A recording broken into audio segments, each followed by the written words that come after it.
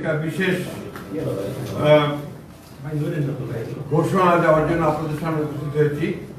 গণ অধিকার পরিষদের সাধারণ সম্পাদক জনাব মোহাম্মদ রাশেদ খান তিনি বাংলাদেশ জাতীয়তাবাদী দলে যোগ দিচ্ছেন এবং বাংলাদেশ জাতীয়তাবাদী দল সিদ্ধান্ত নিয়েছে যে ঝিনাইদহ 4 আসন, যেটা ঝিনাইদহ সদর এবং কালীগঞ্জ থানা নিয়ে, এই আসনে মোহাম্মদ রাশেদ খানকে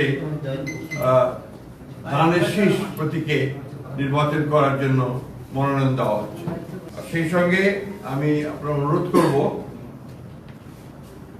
এই ঝিনাইদহ ও কালীগঞ্জ, ঝিনাইদহ সদর কালীগঞ্জ অর্থাৎ ঝিনাইদহ 4 আসনে বিএনপি সকল নেতাকর্মীকে মোহাম্মদ রাশেদ খানের সঙ্গে কাজ করার জন্য এবং তাকে বিজয়ী করার জন্য সর্বশক্তি দিয়ে কাজ করার জন্য। আসসালামু আলাইকুম। বাংলাদেশ জাতীয়তাবাদী দল বিএনপির সংগ্রামী মহাসচিব, তাকে অসংখ্য ধন্যবাদ। আমি মোহাম্মদ রাশেদ খান 2018 সালের কোটা সংস্কার আন্দোলন থেকে আপনাদের সাথেই ছিলাম। কিভাবে রাজপথে সংগ্রাম করেছি আপনারা সবাই জানেন, সাংবাদিক ভাইয়েরা। বিশেষ করে জুলাই গণঅভ্যুত্থানের সময় আমার পাশে বিএনপির স্থায়ী কমিটির সদস্য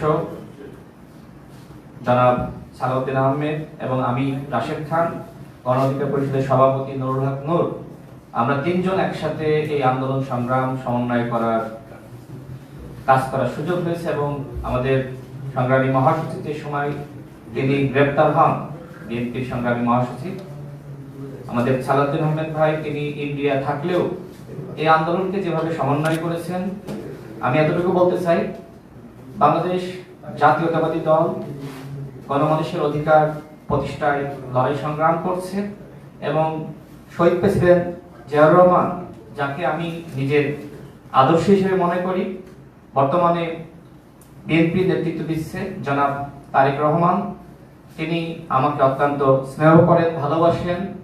ফ্যাসিবাদ বিরোধী আমল থেকে তার সাথে আমার সম্পর্ক। আমি মনে করি নতুন বাংলাদেশ গঠনে তার নেতৃত্ব দেশ এবং জনগণের জন্য অত্যন্ত প্রয়োজন।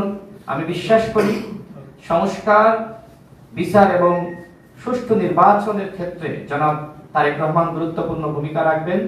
আমি রাশেদ খান আজকে বিএনপিতে যোগদান করেছি এবং জনাব তারেক রহমানের নেতৃত্বে ইনশাআল্লাহ দেশ এবং জনগণের জন্য সংগ্রাম করে যাব, কাজ করে যাব।